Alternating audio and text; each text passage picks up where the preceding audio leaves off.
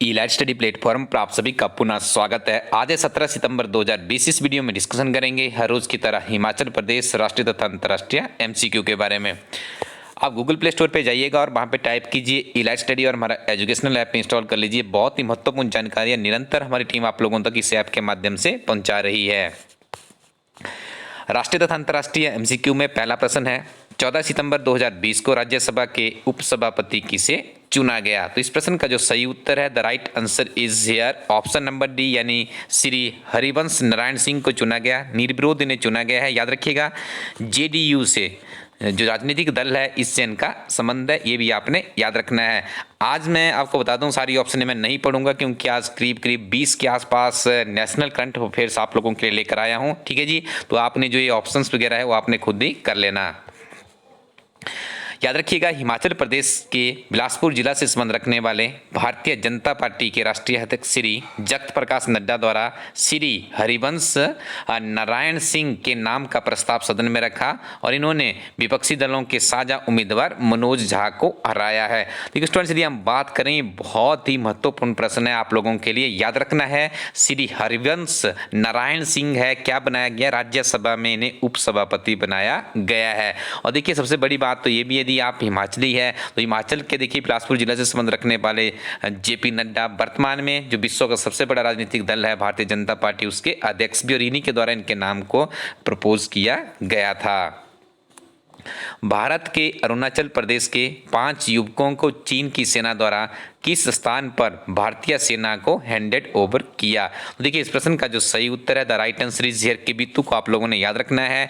और अरुणाचल प्रदेश के थे तो अरुणाचल प्रदेश में वर्तमान में पेमा खांडू वहाँ के मुख्यमंत्री, ईटानगर वहाँ की राजधानी है। देखिए ऐसे प्रश्न विभिन्न तरह के कम्पिटिटिव एग्जाम्स में हमें देखने को मिल रहे हैं। इस तरह से आप जैसे लोकेशंस होती है इन्हें भी आपने आइडेंटिफाई करते रहना है। सीमा मुद्दों को हल करने के लिए भारत ने किस पड़ोसी देश के साथ 5 बिंदु योजना पर सहमति व्यक्त की है? यानी 5 पॉइंट प्लान के ऊपर भारत ने किस देश के साथ सहमति यहाँ पे बनी है? तो इस देश का नाम है चीन। ठीक है, कुछ दिनों से चीन के साथ में हमारे संबंध अच्छे नहीं थे, लेकिन जैसे जैसे आप देख रहे हैं कि चीन की तरफ से थोड़ा सा नर्म स्वभाव दिखाया जा रहा है, क्योंकि चीन को भी पता है कि जैसे जिनके खुद यदि स्टेप्स रॉन्ग हो तो उन्हें ही फिर बैक फुट पे भी जाना पड़ता है। ठीक है जी, तो ये पॉइंट भी आपने याद रखने हैं। अमेजॉन की वॉइस असिस्टेंट सर्विस एलेक्सा का नया नाम क्या रखा गया है? तो इसका जो नया नाम रखा गया है, बच्चन एलेक्सा इसका नाम रखा गया है, आपने इसे याद रखना है। और देखिए एक प्रश्न आपको यहाँ से और देखने को मिले, किसी कम्पिटिटिव एग्जाम में प्रश्न पहले पूछा भी जा चुका है। प्रश्न क्या है, ये जो अमेजॉन कंपनी है इसकी जो वॉइस असिस्टेंट है उसका नाम क्या? तो उसका नाम है एलेक्सा। इंडिया में क्या कर रहे हैं, बच्चन एलेक्सा के नाम से सर्विस को शुरू करने जा रहे हैं। दिल्ली एवं जिला क्रिकेट संघ यानी डीडीसीए ने किसे नया लोकपाल नियुक्त किया है? तो यहाँ पे जो इस प्रश्न का सही उत्तर है, the right answer is option number B, Badar Durrez Ahmad को डीडीसीए का क्या बनाया गया है? लोकपाल नियुक्त किया गया है। दिल्ली की बात यहाँ पर की जा रही है। पशुधन के प्रबंधन के लिए प्रधानमंत्री द्वारा लॉन्च किए गए नए प्लेटफॉर्म का नाम क्या है? तो आपको बताना है यहाँ पे कि जो पशुधन की सुरक्षा के लिए माननीय प्रधानमंत्री नरेंद्र मोदी जी द्वारा किस ऐप को लॉन्च किया गया? तो इस प्रश्न का सही उत्तर होगा ई गोपाल ऐप, यानी option number D is the right answer. Next one, ICC ने यूएई के किन 2 क्रिकेटरों को मैच फिक्स करने के कारण सस्पेंड कर दिया है? तो इसका सही उत्तर होगा आमिर हयात और उसके बाद सेकंड होगा अशफाक अहमद, यानी option number C is the right answer. याद रखिएगा, आमिर हयात और अशफाक अहमद को आईसीसी ने इन क्रिकेटर्स को बैन कर दिया। देखिए एचएस की परीक्षा में एक प्रश्न पूछा गया था कि कहाँ पे क्रिकेट की जो मैच की फिक्सिंग होती है उसे एक अपराध घोषित किया गया। भारत के किस राज्य द्वारा विशेष सुरक्षा बल के गठन की अधिसूचना जारी की गई? तो इस राज्य का नाम है जी उत्तर प्रदेश, और योगी आदित्यनाथ वहाँ के क्या है जी, मुख्यमंत्री है। लखनऊ इनकी राजधानी है, ये भी आपने याद रखना है। देखिए इन्होंने एक अच्छा काम किया है वहाँ पे, क्योंकि यूपी आपको पता है बहुत बड़ी स्टेट है, पॉपुलेटेड स्टेट है, तो वहाँ पे यदि सिक्योरिटी टाइट होगी तो स्टेट को भी कुछ ना कुछ स्टेप वहाँ पे लेने पड़ेंगे। और ऐसा कहा जा रहा है कि ये जो प्रोजेक्ट है माननीय मुख्यमंत्री योगी आदित्यनाथ जी का ड्रीम प्रोजेक्टों में से एक है। पूर्व केंद्रीय मंत्री एवं वरिष्ठ नेता का 74 वर्ष की उम्र में निधन हो गया, उनका नाम क्या था? तो यहाँ पे आपको उनका नाम फाइंड आउट करना है। The right answer is option number D, Raghuvansh Prasad Singh. USA open 2020 महिला वर्ग जीतकर किस जापानी खिलाड़ी ने दूसरी बार खिताब पर कब्जा किया है?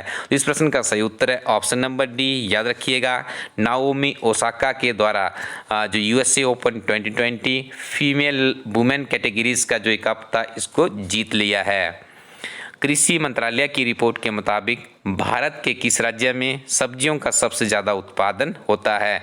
देखिए, सब्जियों की प्रोडक्शन की बात करें तो पश्चिम बंगाल नंबर 1 पे है, और याद रखिएगा दूसरे नंबर पे उत्तर प्रदेश है, तीसरे नंबर पे मध्य प्रदेश है, और चौथे नंबर पे बिहार है, और पाँचवें नंबर पर गुजरात है। सारे फैक्ट्स आपके लिए इंपॉर्टेंट हैं। एचएस की परीक्षा में पूछा गया था कि चावल की एक्सपोर्ट करने में नंबर 1 पे कौन सी कंट्री है? तो मैक्सिमम जो मेरे यहाँ पे मुझे मिला था, चीन किया हुआ था। चीन प्रोडक्शन में है, वहाँ पे पूछा गया था एक्सपोर्ट में, तो एक्सपोर्ट में भारत था। तो इस तरह से आपको काफ़ी डीप अध्ययन करना होगा। केंद्र सरकार द्वारा जारी स्टार्टअप रैंकिंग में भारत के किस राज्य द्वारा प्रथम स्थान प्राप्त किया है? गुजरात, आंध्र प्रदेश, राजस्थान या Goa? The right answer is here Gujarat. देश में यूनिसेफ का सेलिब्रिटी एडवोकेट किसे चुना गया है? तो इसका जो सही उत्तर है आयुष्मान खुराना को इसका चुना गया है। The right answer is here option number B. Next one, किस भारतीय बैंक ने आई स्टार्टअप 2.0 नाम से स्टार्टअप के लिए एक नया कार्यक्रम शुरू किया है? इस बैंक का नाम है आईसीसीआई बैंक। याद रखिएगा। Next one is audit bureau of circulation का नया अध्यक्ष किसे नियुक्त किया गया है? यहाँ पे इस प्रश्न का सही उत्तर है ऑप्शन नंबर सी, यानी देवेंद्र दर्डा को हाल ही में किसका बनाया गया? ऑडिट ब्यूरो ऑफ सर्कुलेशन का नया अध्यक्ष अपॉइंट किया गया है। G20 देशों के श्रम और रोजगार मंत्रियों की आवासीय बैठक में भारत का प्रतिनिधित्व किसने किया? इस प्रश्न का सही उत्तर है ऑप्शन नंबर बी, यानी संतोष गंगवार के द्वारा प्रतिनिधित्व किया गया। ऑप्शन नंबर 20 का सही उत्तर है। डीआरडीओ ने किस हैवी ड्रॉप सिस्टम का निर्माण किया है? The right answer is here P7 heavy drop system का निर्माण किया है। सारे के सारे प्रश्न बहुत ही इंपॉर्टेंट थे। आप वीडियो को पॉज करके भी देख सकते हैं बार बार करके, या तो आप इसको एक बार फिर से देख लीजिएगा। और एक बात मैं आपको बता दूं, आपको इनके नोट्स बनाने की जरूरत नहीं होती है। हमारी टीम आपको निरंतर इसमें कुछ और भी अध्ययन सामग्री ऐड करती है और एक ही कॉपी में, हार्ड कॉपी में उपलब्ध करवाती है। 1 जनवरी से लेकर 30 जून तक के हमारी वेबसाइट पर अवेलेबल है। जुलाई, अगस्त और सितंबर की जो हमारी किताब है 3 महीने के करंट अफेयर्स की, कुछ ही दिनों में आपको ये भी उपलब्ध हो जाएगी। इसके ऊपर भी हमारी टीम अभी काम कर रही है। आगे डिस्कशन करेंगे हिमाचल प्रदेश करंट अफेयर्स के बारे में। पहला प्रश्न है, हर पंचायत घर एक ज्ञान घर विशेष अभियान कहाँ पर चलाया गया? तो आपको इसका सही उत्तर भांपना है मंडी, चंबा, कांगड़ा या Hamirpur. The right answer is here option number B, Chamba. देखिए, किसने इसको शुरू किया? मेरे को काफ़ी अच्छा प्रश्न लगा। प्रश्न इसलिए अच्छा लगा कि एग्जामिनेशन पॉइंट ऑफ व्यू से इंपॉर्टेंट है, इसलिए भी अच्छा लगा कि क्या हमारे पूरे हिमाचल में इस तरह की व्यवस्था होनी चाहिए या नहीं होनी चाहिए। तो देखिए, याद रखिए, चंबा जिला के सलूनी के जो एसडीएम साहिबा है, ठीक है जी, सलूनी आपने याद रखना है, सलूनी एक फेयर भी होता है, ठीक है जी।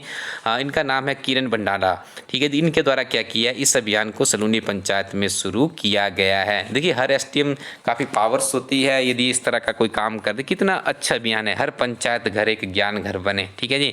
कितने बहुत से बच्चे आजकल कम्पिटिटिव एग्जाम की तैयारी करें, लाइब्रेरीज होती है तो विभिन्न तरह की सुविधाएं वहाँ से भी मिल सकती है। तो याद रखिएगा, एग्जामिनेशन पॉइंट ऑफ व्यू से ये पूछा जा सकता है। और ऐसे भी देखिए, काफ़ी अच्छी मुहिम है, अच्छी चीज़ें जो करते हैं उनके नाम हमें याद रखने चाहिए। हिमाचल प्रदेश के किस जिला में क्षय रोग से मुक्ति पाने के लिए पंचायत स्तर पर टीबी फोरम गठित की जाएगी? ठीक है जी। तो टीबी को भगाने के लिए एक टीबी फोरम का गठित किया जाएगा। तो इस डिस्ट्रिक्ट का नाम है मंडी। याद रखिएगा, option number A is the right answer. Himachal Pradesh सरकार वर्ष 2021 तक प्रदेश से टीबी मुक्त बनाने का लक्ष्य निर्धारित किया गया है, और 2025 तक आपने याद रखना है केंद्र सरकार द्वारा लक्ष्य निर्धारित किया गया है। कैग की रिपोर्ट के मुताबिक बजट प्रावधान और वास्तविक आंकड़ों में वित्त वर्ष 2018-19 में हिमाचल प्रदेश सरकार द्वारा कितने करोड़ रुपए अधिक व्यय किया है। इस प्रश्न का सही उत्तर है 821.37 करोड़ रुपए अधिक यहाँ पे खर्च किए गए हैं। देखिए, आज यदि बात करें हम दिव्या हिमाचल का जो एडिटोरियल आता है उसी में जो सोनी सरन के मुख्य संपादक है उनका एक आर्टिकल आया हुआ है।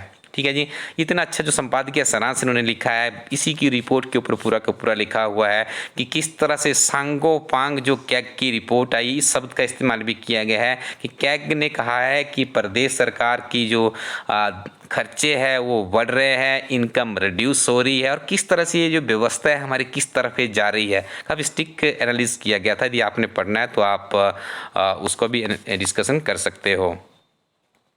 भारत के नियंत्रक महालेखा परीक्षक की रिपोर्ट के मुताबिक वित्त वर्ष 2018-19 में राजकोषीय घाटा कितने पिछले वित्त वर्ष की तुलना में कितना करोड़ रुपए कम है। तो यहाँ पे देखिए 358 करोड़ रुपए कम सरकार के पास इकट्ठा हुआ है। नेक्स्ट वन इज आपदा प्रबंधन पर खर्च करने के लिए केंद्र सरकार तथा हिमाचल प्रदेश सरकार में किस अनुपात में खर्चा किया जाता है। तो ये जो अनुपात है ऑप्शन नंबर सी यानी 90 और 10 के अनुपात से इसे खर्च किया जाता है। और अलाइड सर्विसेज में 2 या 3 बार इस तरह का प्रश्न पूछा जा चुका है। और आपदा प्रबंधन तो बहुत ही महत्वपूर्ण टॉपिक है, तो यहाँ से भी आपको कोई ना कोई प्रश्न जरूर देखने को मिलेगा। हिमाचल प्रदेश की राजधानी शिमला में किस राजनीतिक दल द्वारा ऑक्सीमीटर अभियान चलाया गया है। कांग्रेस पार्टी, शिवसेना, आम आदमी पार्टी या भारतीय जनता पार्टी। तो इस प्रश्न का सही उत्तर है आम आदमी पार्टी। दिल्ली में इनकी सरकार है, 70 में से 62 सीटें जीत कर सत्ता में इनकी वापसी हुई है, काफ़ी बड़ी बात है। अरविंद केजरीवाल जिनके मुख्यमंत्री है। और अब देखिए हिमाचल प्रदेश में भी राजनीतिक दल अपने पैर आगे बढ़ाने की कोशिश कर रहा है और ऑक्सीमीटर अभियान इन्होंने चलाया। इस मिशन के द्वारा क्या कार्यकर्ताओं द्वारा लोगों का ऑक्सीजन लेवल चेक किया जाता है, उन्हें एडवाइस किया जाता है कि आपका स्वास्थ्य का स्तर इस तरह से आप मेडिकली ट्रीटमेंट ले सकते हो। सुरजू 52 किसकी किस्म है। एक प्रश्न विभिन्न तरह के कम्पिटिटिव एग्जाम में आजकल ऐसा पूछा जा रहा है और आपसे पूछा जा रहा है सुरजू 52 क्या किसकी किस्म है, गेहूं, धान, चावल या आलू। तो इस प्रश्न का सही उत्तर है ऑप्शन नंबर बी धान। देखिए मंडी का जो जोगिंद्रनगर का क्षेत्र है वहाँ के किसानों के द्वारा ये मांग की जा रही है क्योंकि इनके जो उसका धान का जो स्थानीय भाषा में जिसे हम सिल्ला भी कहते हैं या जो उसके ऊपर जहाँ पे उसकी अभी जो फल लगना होता है उस पर, ठीक है जी, तो उसका जो ये हिस्सा होता है उस पर क्या है, उस पर अभी वो नहीं बन पा रहा है, इसलिए किसानों ने विरोध किया। लेकिन मुझे यहाँ से प्रश्न जो इम्पोर्टेंट लगा वो सुरजू 52 लगा। तो आप याद रखना है धान की किस्म में आपसे किसी एग्जाम में पूछा जा सकता है। स्टूडेंट्स अभी एचएस की परीक्षा हुई 13 सितंबर 2020 को। हमारी ये पुस्तिका है हिमाचल प्रदेश एक समग्र अध्ययन। बहुत से बच्चों ने इस किताब को खरीदा है, बहुत से बच्चों की हमें बहुत बेहतरीन कमेंट्स भी है कि सर बहुत ज़्यादा प्रश्न यहाँ से पूछे गए थे। हमारी टीम भी इसके ऊपर काम कर रही है, 10+ के आसपास प्रश्न इसमें से फाइंड आउट कर लिए। थोड़े से मैं आपको बता दूँ जो हमारी टीम के अभी UGC नेट का एग्ज़ाम होने जा रहा है, पीछे एचएस का था, तो काफ़ी टीम बिजी भी रहती है अपने इसमें स्टडी पैटर्न में, तो उसकी वजह से अभी इसके ऊपर थोड़ा सा काम चला हुआ। जैसे आंसर की भी अभी रिलीज़ कर दी गई HPPSC से, तो ये क्या 2 दिनों में हम एक वीडियो लेकर आप लोगों के लिए इसमें हम आपको बताएंगे कि हमारी किताब में से ये प्रश्न पूछे गए थे और साथ में ये भी डिस्कशन करेंगे कि पिछले वर्ष का जो सामान्य ज्ञान था इस वर्ष के सामान्य ज्ञान में कहाँ पर सिमिलर था, किस तरह की दृष्टि से पेपर सेट किया गया था और आने वाले समय में हमें कितने डीप तैयारी करनी होगी। देखिए 23 के आसपास प्रश्न यहाँ पे 13 सितंबर की परीक्षा में पूछे गए थे और इसमें आपके 20 प्रश्न आसानी से निकल जाते हैं और निकल भी सकते हैं, कोई बड़ी बात नहीं है। 2-3 यदि आप छोड़ भी देते तो 20 प्रश्न यदि आपके यहाँ से बन रहे तो मेरे ख्याल से काफ़ी अच्छा